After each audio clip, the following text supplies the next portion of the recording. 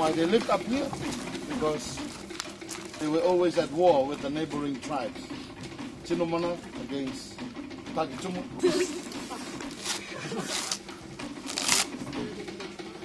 To crack open a coconut, where do you hit? I might open the wrong coconut.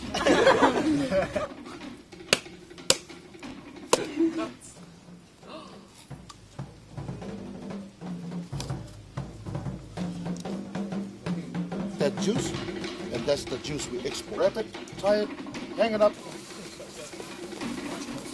Nobody's ever managed to conquer this mountain as far as we know. This weed up on the mountain, it looks beautiful. But look closely, this weed is covering all the trees. You've got to find a way to get rid of it.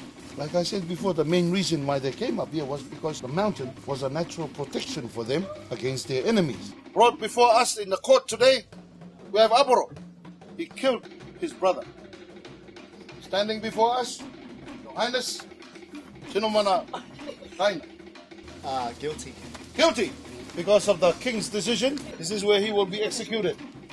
His head will be cut off. Whole head has to come clean right off. The blood would come inside there.